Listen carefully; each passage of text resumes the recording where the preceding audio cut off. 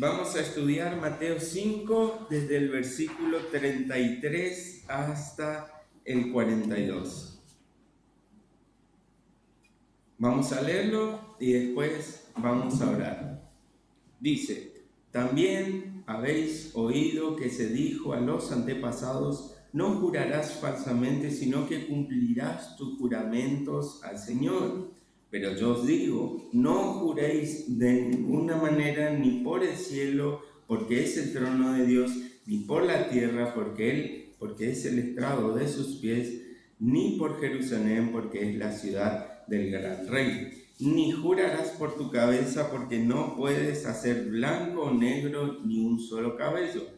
Antes bien, sea vuestro hablar sí, sí, o no, no, y lo que es más de esto procede del mal.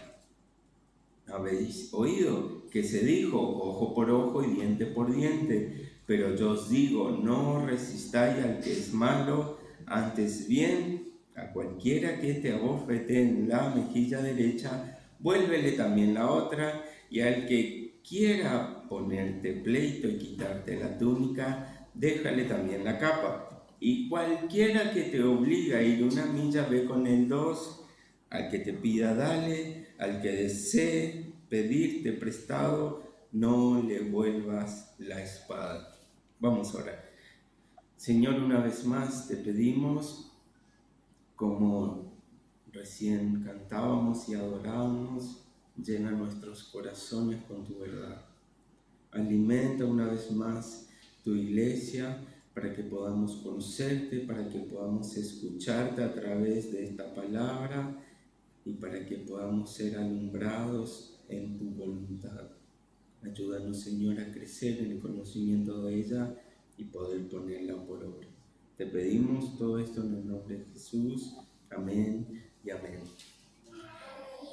Antes de comenzar, creo que sería bueno aclarar o pedirle que si usted ya ha escuchado alguna enseñanza de estos versículos, que hoy pueda hacer un borrón de mente, que hoy pueda, como suelen decir, poner en blanco el conocimiento que tengan acerca de ellos, porque realmente todo lo que pudo haber llegado aprendido, salvo que sea bien, lo habrá aprendido mal. Créame, al estudiarlo yo mismo me di cuenta de errores que tenía al interpretar estos versículos y al creer que decía una cosa que realmente no dice. Así que, para entenderlos, vamos a dividirlos en dos partes, desde el versículo 33 al 37, donde vamos a ver todo lo relacionado al juramento, y desde el versículo 38 al 42, esto de no tomar represalias contra otras personas, o si lo hacemos, cómo debemos hacerlo. Así que comencemos por los versículos 33 al 37 con el tema del juramento. Y realmente aquí pueden ya surgir muchos interrogantes. ¿Debemos jurar? ¿No debemos jurar? ¿Debo jurar por el nombre del Señor? ¿Qué pasa cuando me instan legalmente a jurar? Y todas estas preguntas que pueden empezar a surgir en cuanto al juramento es lo que vamos a ir descubriendo a medida que vamos estudiando estos versículos. Así que primero, como siempre, tenemos que remontarnos al principio y entender que la falta de credibilidad de la humanidad se ha perdido. La falta de credibilidad en todos los seres humanos ya está afectada. Entonces, la palabra ha perdido el valor completamente de los seres humanos. Ya hoy no alcanza con una palabra. Capaz usted, si habló con su abuelo, le habrá dicho esta famosa frase de que antes alcanzaba con la palabra y un buen apretón de manos. Y solamente esto bastaba para cerrar tratos, para hacer acuerdos o cosas por el estilo. Pero realmente no era así, porque esta falta de credibilidad no se remonta solamente a nuestro tiempo, sino aún más allá. El mismo Jesús está empezando a enseñar sobre esto porque claramente ya estaba ocurriendo esto. Las personas mentían, los hombres mentían, su palabra no era creíble. Y claramente la primera razón que podemos encontrar para esto es que Satanás es el príncipe de este mundo y entendemos que Satanás es el padre de mentiras. Y justamente por eso vivimos en un mundo con una interminable red de mentiras. Satanás, aún esto ya ha corrompido en nuestros corazones, en el mundo, entonces no podemos negar que todos aquí alguna vez hemos mentido. Y aquel que diga que no, ya entró en el pecado porque está mintiendo. Así que pecado de mentir, todo lo tenemos, todo lo conocemos y empieza aquí. Entonces, así arranca Jesús y podemos ver en Juan 8:44 que nos da razón de esto de Satanás. Dice, vosotros sois del diablo y los deseos de vuestro padre queréis hacer. Él ha sido homicida desde el principio y no ha permanecido en la verdad porque no hay verdad en él. Cuando habla mentira, de suyo habla porque es mentiroso y padre de mentira. Y este ser, este ángel caído, Satanás, ya lo podemos ver entrometido en el huerto del Edén, en el jardín, confundiendo a Eva y a Adán. La mentira ya estaba desde el inicio a través de la boca y de la obra de Satanás. Y de allí viene la mentira. Así que hoy en día la humanidad está tan sensible a la mentira que ya no solo no cree la verdad, sino que aún la verdad que creía creer, hoy la piensa dos veces. Hoy estas supuestas verdades comenzadas y transformadas en verdad y verdades en mentiras empiezan a surgir en lo que hoy conocemos como las conspiraciones. La gente ya empieza a dudar de todo, entonces dice, la tierra es plana. El hombre no llegó a la luna. Existen seres reptilianos entre nosotros. Están los Illuminatis que gobiernan al mundo y muchas conspiraciones que el hombre, justamente por esta corrupción, por esta mentira, ha empezado a permitir porque ya ni siquiera se fía de la verdad que le han dicho que es verdad. Ni aun cuando tengan pruebas, muchas veces dudan de que sea la verdad. Así que muchos han llegado a un grado de mentira que no solo no creen la verdad, sino que usan la mentira para tratar de hacer creer que es verdad. Usan la mentira y empiezan a divagar o inventar historias para que parezca que es cierto. Muchos se duermen para ir al trabajo, pero crean una mentira que la inventan, la piensan, la ponen en una historia imaginaria y dice, esto voy a decir para que sea creíble mi mentira. Aún ya han comenzado a usar la mentira para decir una supuesta verdad.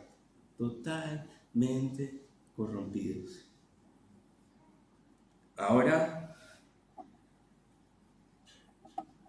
en Salmos 58:3, fíjense que nos dice, se apartaron los impíos desde la matriz, se descarriaron hablando mentira desde que nacieron. Esa es la mentira, ese es el corazón del hombre. Así que, nuevamente, nadie puede decir que no ha mentido. Y por eso empieza este tema acá, el juramento. La sociedad había y ha sucumbido tanto a la mentira que el Señor nos quería otorgar una herramienta para que algo de lo que digamos en algún momento tenga alguna especie de validez y que la podamos tomar como verdad. En algún momento de nuestra corrupta vida, donde muchas veces mentimos, que nos podamos detener, apropiarnos de la herramienta que nos da el Señor y con ella poder decir la verdad y que las personas entiendan que estamos hablando la verdad en este momento cuando la situación así lo amerite. Los tribunales de justicia nos dicen que cuando vayamos a prestar juramento, debemos dar toda la verdad, nada más que la verdad, y debemos poner nuestra mano derecha sobre la Biblia, incurriéndonos o llevándonos a tener realmente una actitud de veracidad ante este juramento, entendiendo que lo que estamos diciendo y que con lo que nos estamos comprometiendo es con la verdad, jurando ante el nombre de Dios. Hace poco, nuestro presidente asumió y juró y le preguntaron todas las cosas y él dijo, sí, juro. Y allí queda implícito que él está diciendo la verdad y si no llegase a ser así, Dios mismo castigará por haber incumplido ese juramento que se ha pronunciado ante su nombre. Fíjense, veamos qué dice la Biblia, Hebreos 6:16. Porque los hombres juran por uno mayor que ellos mismos y para ellos un juramento dado como confirmación es el fin de toda discusión. Aquí ya podemos ver que la Biblia sí nos manda o sí nos autoriza a prestar juramento. El juramento entonces valida una veracidad posible en un momento específico donde hagamos un verdadero y especial juramento ante el nombre de Dios. Salmos 132:2. Acuérdate, oh Jehová, de David y de toda su aflicción, de cómo juró a Jehová y prometió al fuerte de Jacob. David juró. Y es más, si aún queda duda que el juramento viene de parte del Señor, podemos ir a Génesis 22:15, que dice, llamó el ángel de Jehová a Abraham por segunda vez desde el cielo y dijo, por mí mismo he jurado, dice Jehová. Jehová, Dios mismo, estaba jurando. Entonces es algo que podemos ver que es bíblico, es algo que el Señor nos está dando como herramienta para acudir a la verdad, para hablar ante bajo juramento la verdad y que Dios mismo presta juramento. Y no que Dios necesite jurar para que su palabra sea verdad. Nada más que esto que estaba comunicando, toda la atención debía prestarse en ese momento y todo lo que estaba a punto de decirse debía tomar como urgente y necesario. Pero Dios siempre dice la verdad. Así que el juramento no es que está avalando veracidad del Señor, sino que acá solamente validando un caso de urgencia o un mensaje muy importante que el pueblo tenía que prestar atención. Así que, si el Señor conoce nuestra inclinación a mentir, conoce la desconfianza que tenemos unos de otros para decir la verdad, nos deja en situaciones graves, importantes o que lo requieran prestar juramento bajo su nombre y solo su nombre. Por eso, no podemos evitar recordar que en los versículos pasados Jesús hablaba del matrimonio. Y cuando nosotros hacemos los votos matrimoniales, estamos haciendo una especie de juramento ante Dios, un pacto, votos matrimoniales que ante Dios nos comprometemos, ante Dios juramos cuidarla, amarla, hasta que la muerte nos separe.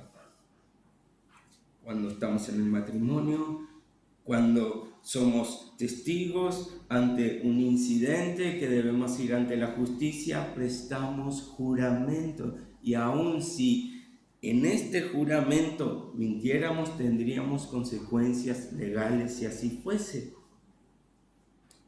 Y para estos casos, para estos pactos que tenemos en la vida, estos votos donde prometemos o tenemos una promesa, también el Señor nos valida a que ante juramento con Él de testigo podamos hacerlo con seriedad y con verdad. Pero,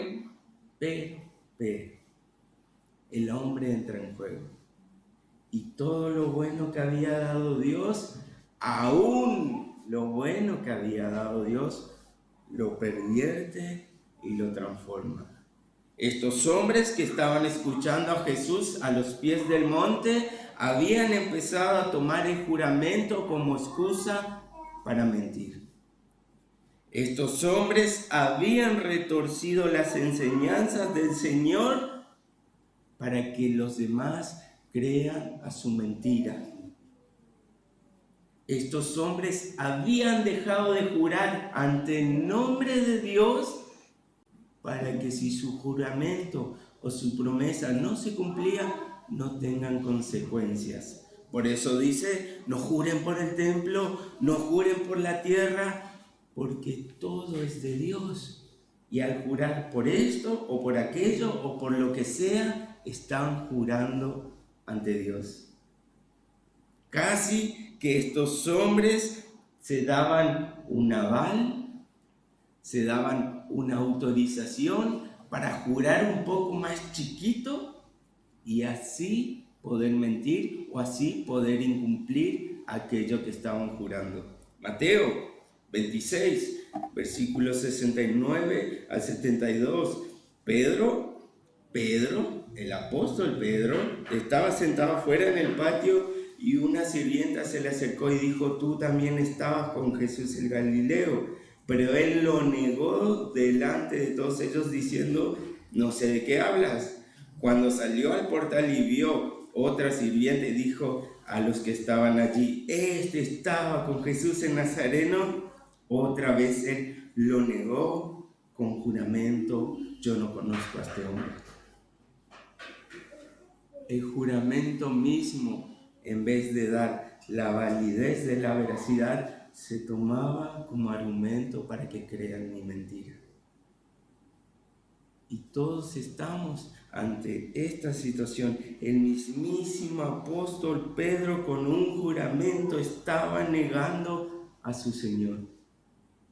Entonces Jesús, conociendo que esto sucedía, viendo lo que ya estaba sucediendo, le decían, no, ustedes han pervertido el juramento. Oíste que fue dicho, pero yo les digo, deben jurar solo por el nombre de Dios, porque no hay autoridad más grande y no hay ser más veraz que Dios mismo. Y todo aquel juramento que esté fuera del Señor es un pecado, porque ustedes permiten con esto la mentira. Casi como esos niños, cuando eran niños, que decían, sí, te juro, sí, te prometo, pero en sus espaldas ellos cruzaban los dedos como una especie de que, este juramento no era válido, lo puedo romper porque crucé los dedos. Esto mismo estaban haciendo estos hombres. Estaban haciendo otro juramento creyendo que estaban engañando a Dios, creyendo que estaban engañando a las personas para sus deseos y sus beneficios y no iban a tener consecuencias. Crucé los dedos. No tenían ningún derecho ni deber de cumplirlo. Y fíjense, aún tanto es importante que juremos y tengamos en cuenta cuando juramos ante la veracidad del nombre del Señor, que podemos ver muchos ejemplos en la Biblia, pero uno muy claro, Mateo 14, versículos 6 al 10.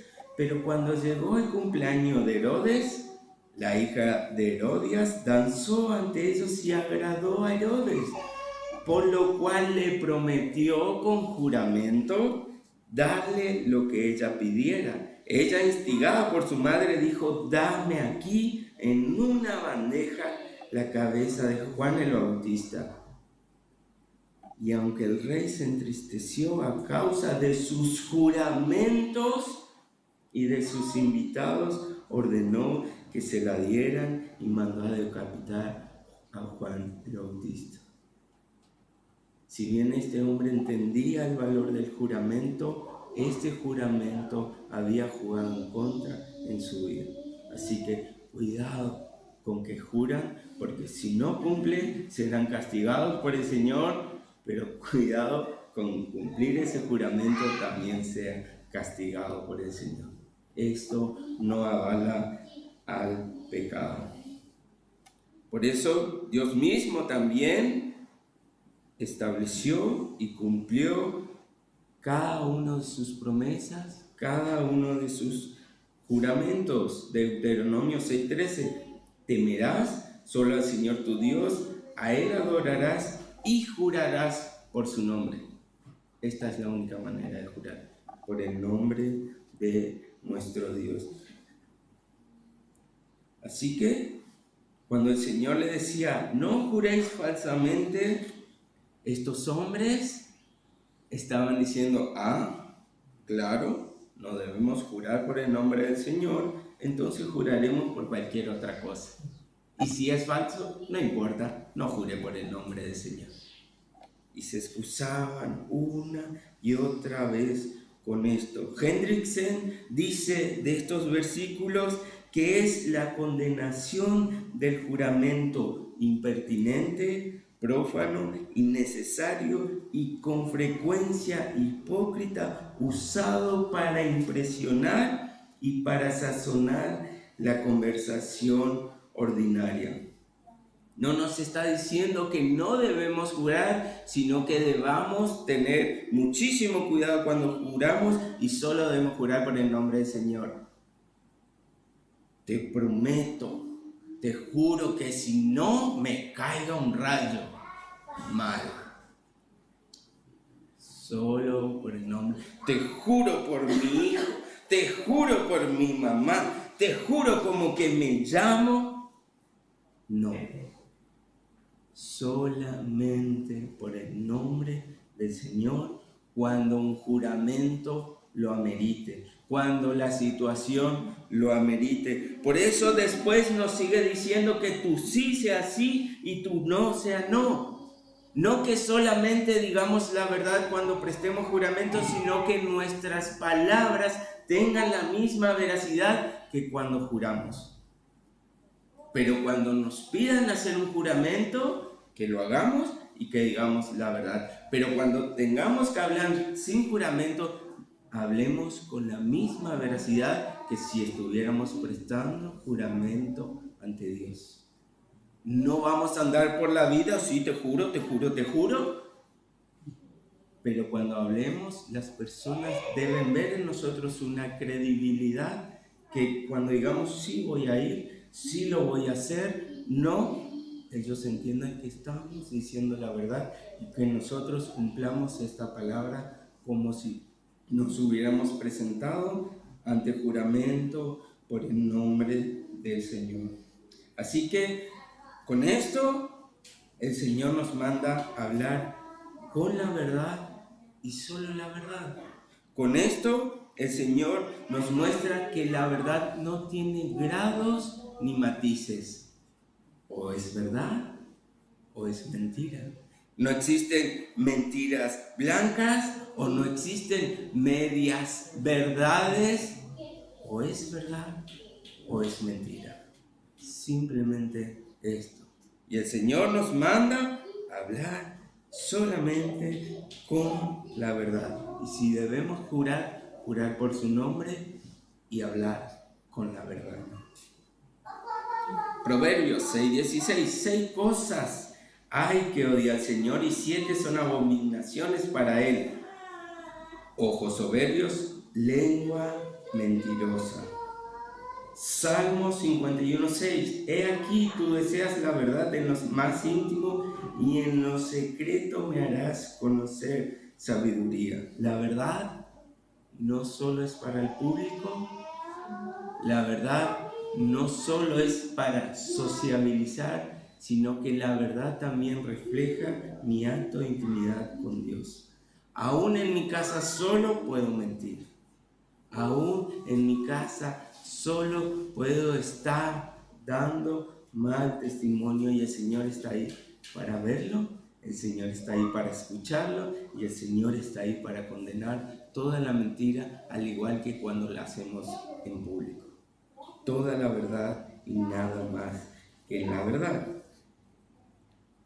Por eso, si lo ponemos desde otro punto de vista, el Señor nos está diciendo: los hijos de Dios aborrecen la mentira, como su Padre aborrece la mentira.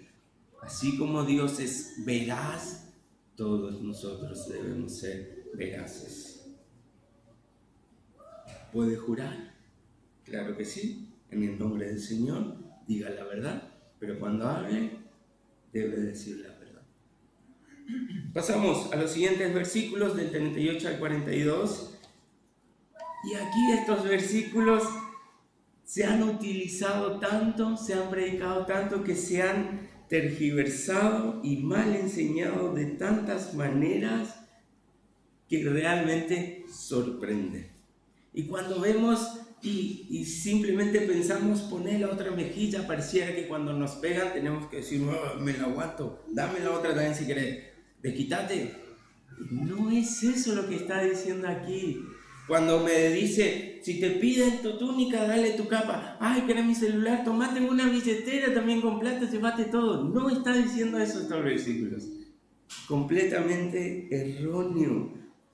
El mensaje claro y a simple vista que nos empieza a dar cuando dice ojo por ojo, nos está diciendo que los castigos que se debían llevar a cabo debían ser castigos parejos. Dos cosas podemos aprender de esto, dos propósitos básicos que tenía con esto. Uno era que esto ayudaba a reducir el crimen. Deuteronomio 19:20. Los demás oirán y temerán y nunca más volverán a hacer una maldad semejante en medio de ti. Está diciendo que si el Señor, si nosotros ante un juicio justo condenamos a una persona por lo mal que ha hecho, los demás van a decir: no lo voy a hacer. Me puede costar mi libertad, me puede costar la vida. Entonces esto servía de ejemplo para que nadie lo haga. Si quitas un ojo, diente por diente, y en Deuteronomios podemos ver que la lista sigue. Y el segundo propósito que tenía era evitar un castigo extremo basado solo en la venganza personal y en los deseos de aquellos que ocupaban el poder. Entonces, no le estaba dando libertad para que juzguen y condenen, sino que le estaba diciendo: cuando juzguen acuerdo al delito que se cometió, ni más ni menos, de igual manera, con el mismo castigo. Fíjense, Génesis 4:24, Lamec se jacta diciendo: si 7 veces es vengado Caín, entonces Lamec será sentenciado 70 veces. Como diría el meme: ¡pará! ¿Quién sos? Tan bueno sos, tan grande sos. No, 70 veces si me hacen algo a mí. deben igualar el castigo, no debe superar.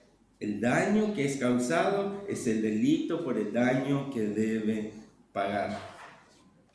Debemos entender que el Señor busca su justicia, pero no busca la venganza, que son cosas diferentes. Romanos 12:19, amados, nunca os venguéis vosotros mismos, sino dad lugar a la ira de Dios, porque escrito está, mía es la venganza, yo pagaré, dice el Señor. Y no que el Señor aquí está avalando vengarse, sino que Él es un juez justo para llevar un justo juicio y un justo castigo según se lo merece.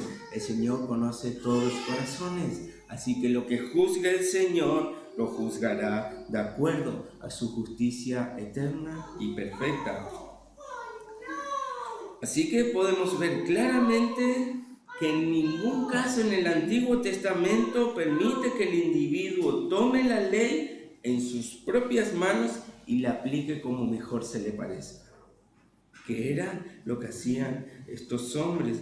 La Biblia nos manda a resolver estos conflictos ante la justicia y de formas impensadas para nosotros. Romanos 12:20. Pero si tu enemigo tiene hambre, reíte, burlate, no, dale de comer. Y si tiene sed, que se deshidrate por malvado, no, dale de beber. Porque haciendo esto, carbones encendidos amontonarás sobre su cabeza. No solo que no debemos prestar venganza, sino que cuando lo veamos en necesidad debemos acudir a Él, porque esto es lo que nos pide nuestro Señor. Y dejar que la justicia, el juicio y la venganza sea de Dios y solo de Dios. Él no nos manda a llevar un juicio personal ni venganza personal sobre ese hombre. Para lo demás está la justicia, y que la justicia haga como los argumentos determinen. Así que a estos hombres Jesús les estaba dando a conocer y dando el argumento que la ley ojo por ojo y diente por diente no era un límite para el castigo, no era usarlo en conveniencia para venganza, como se ha malinterpretado. No le estaba avalando hacerlo. Ojo por ojo no le estaba diciendo, si hizo mal, háganle mal. Si hizo más mal, háganle más mal. No, equilibrar el castigo, pero cada uno debía hacer el bien, aunque sea pagado con el mal. Y aunque nos den mal, debíamos pagar con el bien. Así que esto a nosotros tampoco nos avala actuar de esta manera. A mí me han mentido, yo le voy a mentir. Me han traicionado, yo le voy a traicionar aún más. Voy a esperar el momento justo para vengarme y que le duela. Que se dé cuenta que me lastimó. Maldito, casi una telenovela. No, la justicia y la venganza del Señor. Nosotros, bien, por el mal, amor por el odio. Nosotros debemos ser la luz de este mundo. Nosotros debemos ser la sal de este mundo y hacer lo que el Señor nos pide que hagamos. Así que no solo debemos ver estas situaciones como situaciones morales a responder de las que siguen. No es poner la otra mejilla porque sí, no es dar porque sí. Y vamos a estudiar una por una y vamos a ver qué realmente decía, y con esto vamos a ir terminando. Cuando empieza el Señor a hablar que estas situaciones debían llevarse a cabo ante una ofensa, realmente el Señor aquí estaba dejando ver que las situaciones que menciona eran en cada caso que esto requería que la justicia intervenga.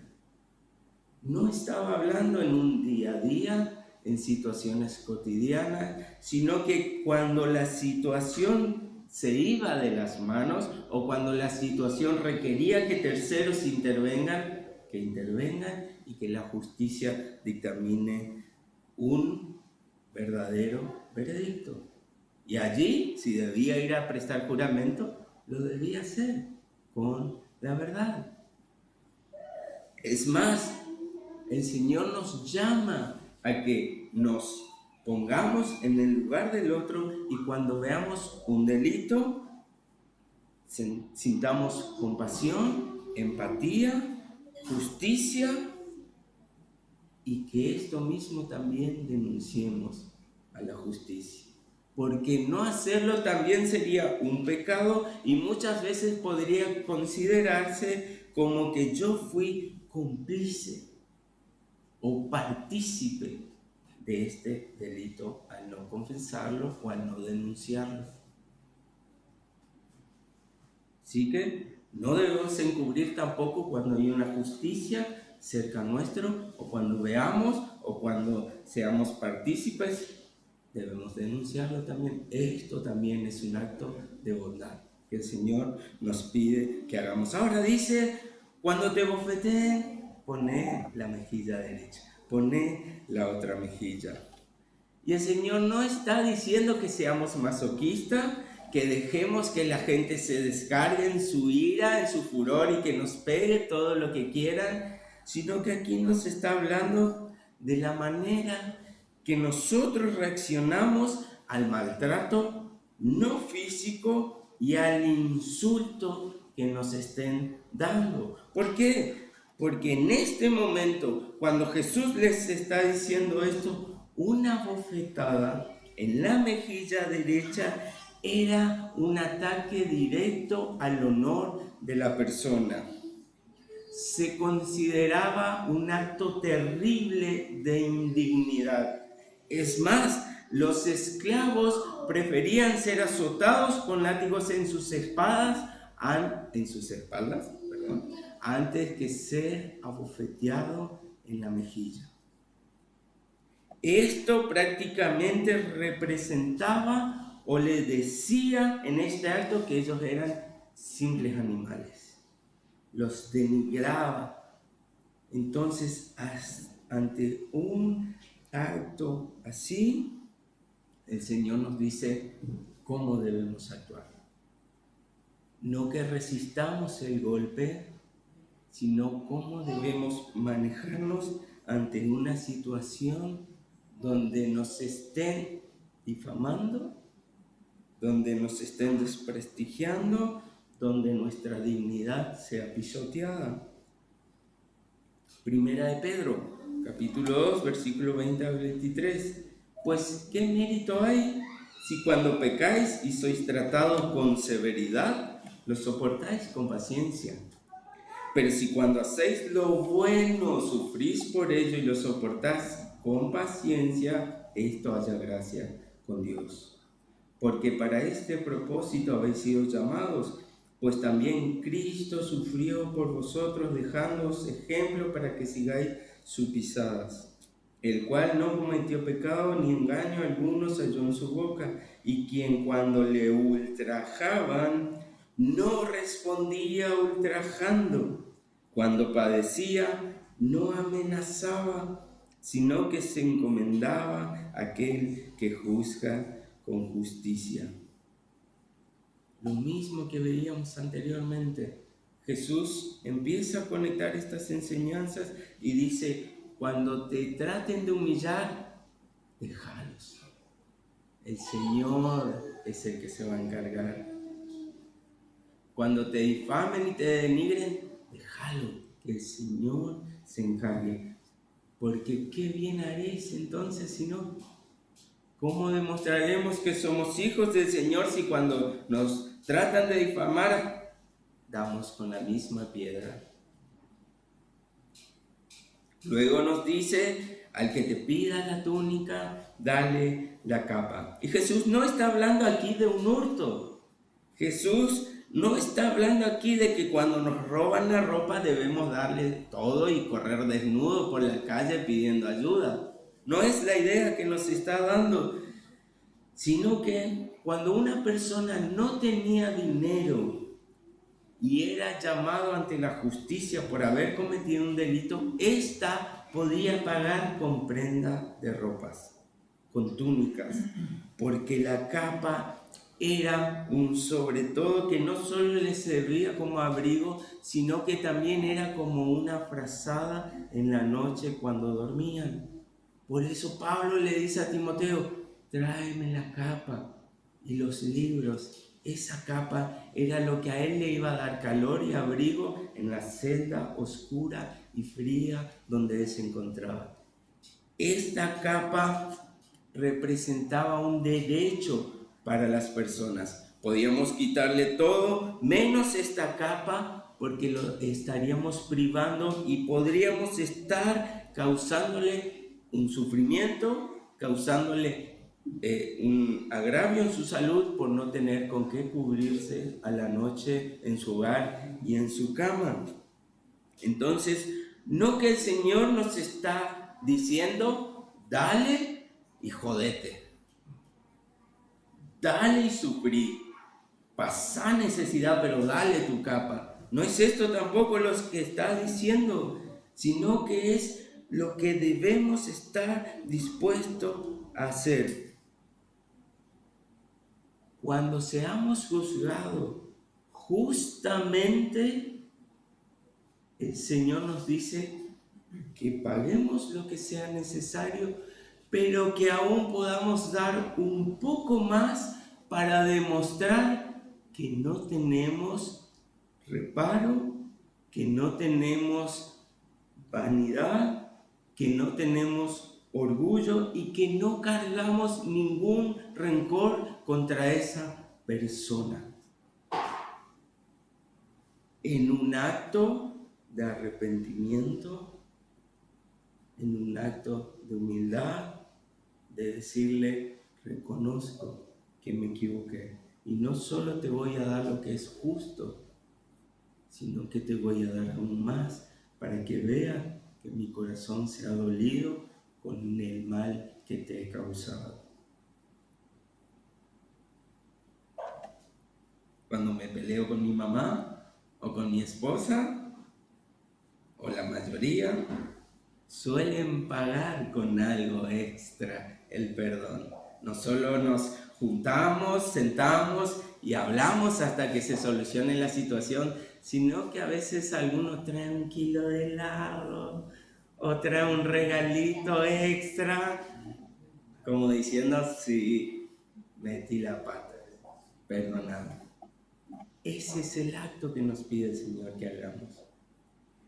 Eso es lo que el Señor está esperando de nosotros. Lo resolví, pagué el precio, pedí el perdón, pero aún te demuestro que no hay nada en mi corazón. Y me humillo para demostrarte y para que en tu corazón tampoco guardes rencor. Un poquito más, te doy mi capa. Luego nos habla de ir una milla extra. Y cuando esto le está pidiendo el Señor a estos hombres, la ley romana exigía que si un soldado te pedía o pedía a cualquier ciudadano civil común y corriente que le lleve sus equipajes, estos podían pedirle que lo lleve una milla. Pero el Señor entendía y sabía que estos soldados se estaban abusando. Estos soldados que oprimían al pueblo judío, no solo que les decían bajo esta ley, llévame la maleta, sino que le daban las armas y le daban todo lo que tenían y que estos carguen como burros sus equipajes. Entonces se empezaban a abusar y empezaban a pedir más de lo que debían pedirle. Los civiles debían ayudar en su equipaje, pero ellos se abusaban y cargaban todo sobre ellos. Entonces el Señor le decía, hacelo. Cuando te lo pidan, hacelo igual. no refunfuñando, no con una mala actitud, sino con un acto de humildad y humillación ante esa persona. Si Él te lo pide, hacelo y demostrarle que estás dispuesto a ir una milla más cuando te pide que lo hagas, y hacelo con gozo. Así que prácticamente en estos 2 puntos el Señor nos está diciendo: dale lo que quiere, demostrarle el amor. Si haces lo que el mundo dice que hagas, no haces nada nuevo ni nada diferente. Pero si haces lo que yo te digo, un poquito más, una milla más, la otra mejilla, tu capa, estás demostrando el amor del Señor. Estás dejando ver qué hay en tu corazón, cómo el Espíritu Santo está obrando en ti. Y luego nos termina diciendo: el que pide prestado, dale. Y claramente que nos está diciendo que cuando alguien nos pida algo no debemos rehusarle eso, pero no es en cualquier momento y en cualquier situación que está dicho esto. Esto solo se aplica cuando está pasando una verdadera necesidad. No es que viene el vecino caprichoso, un amigo, un hermano, un familiar y me dice: dame, y como la Biblia dice que le tengo que dar, le doy.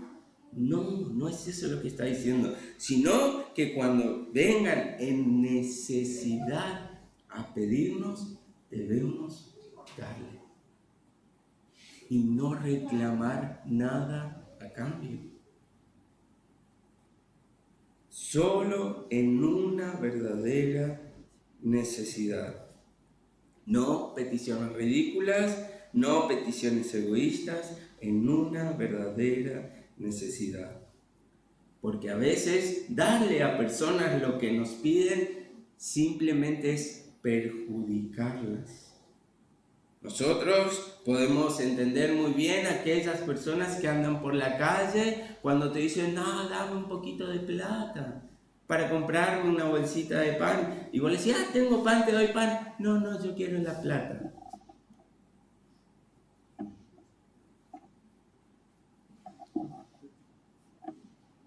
¿No vemos Disney? No. Solamente lo vamos a estar perjudicando. Sabemos cuál es la mala intención de su corazón. Entonces, cuando es una verdadera necesidad, debemos hacerlo. Y no solo que el Señor nos dice que cuando nos pidan, sino que debemos estar atentos a ver y a escuchar la necesidad, y sin que nos pidan, acudir a ella. Y aquí ya podemos hablar del amor entre los hermanos, del amor que debemos representar al otro. No podemos decir que amamos si ni siquiera estoy consciente que necesita algo, mi hermano, una necesidad verdadera.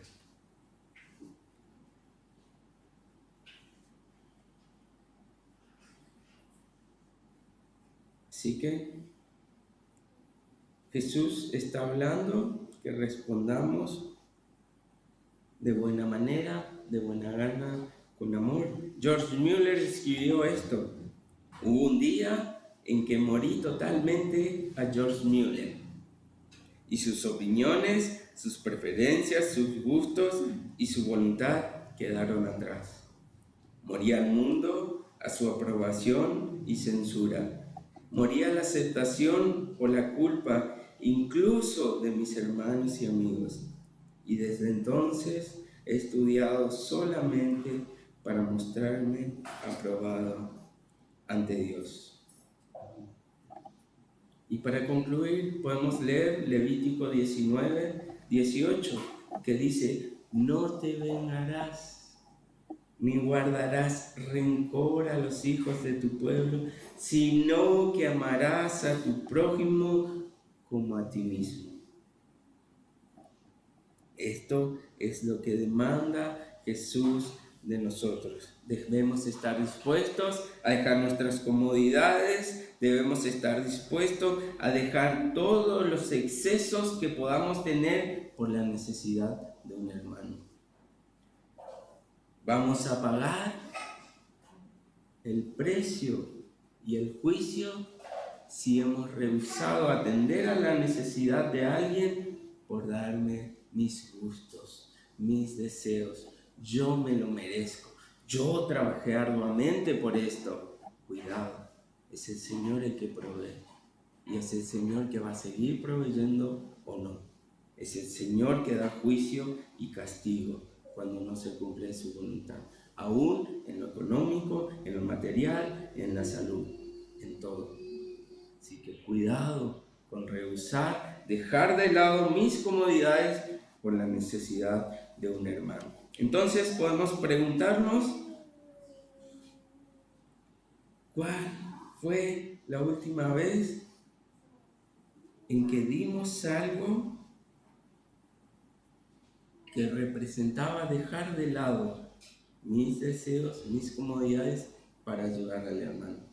No que doy lo que me sobra, no que tenía un poquito más de exceso en mi aguinaldo y lo dejo, sino que aún yo me privé de lo que creía merecer para atender a la necesidad del hermano. ¿Cuándo fue la última vez? Y aún más, me dolería preguntarme y decir, ¿cuándo fue la última vez que me enteré de la necesidad de alguien? Que sería aún peor. Ni siquiera estar consciente de quién está pasando necesidad.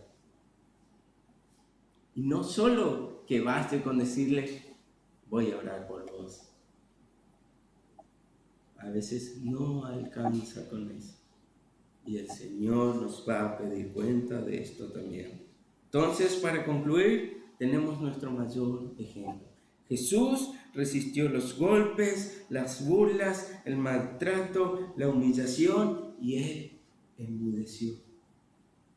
Y no solo eso, oró al Padre diciéndoles, perdónalos, porque no saben lo que hacen. No solo Él se sacrificó, sino que aún más fue y oró por ellos, por el perdón de sus pecados. Él sabía, la Biblia nos dice que Él podía pedir, simplemente chasquear y millares de ángeles estarían ahí y arrasarían con todo lo que fuera necesario, simplemente si Él a lo mejor lo pensaba. Pero Él dijo, no, que no se haga mi voluntad, sino la voluntad del Padre. Que pase de mí esta copa, decía Él, pero la dejo de lado por la voluntad del Padre. Y no solo que derramó su sangre para el perdón de nuestros pecados, sino que nos adoptó como sus hijos, para que seamos partícipes y coherederos en Cristo. Y esto es lo que nos manda hacer a nosotros. No es algo moralmente correcto lo que debemos hacer, no es actos buenos que nos puedan mostrar qué buenos cristianos que somos, sino que todos estos actos pongan la vista en el Señor. Mi deseo es malo, no te quiero ayudar en tu necesidad. Mi deseo es malo, te voy a humillar, te voy a denigrar cuando pueda. Mi deseo no es perdonar. Mi deseo es que aunque esté equivocado, que la otra persona venga y me pida perdón a mí. Pero es ahí donde decimos, pero Cristo me dice que haga esto. Es el Señor y su Espíritu Santo dentro mío que me lleva a hacer esto otro. El ejemplo es nuestro Señor y todo lo que nos pide en esto. Solamente eso. Amén.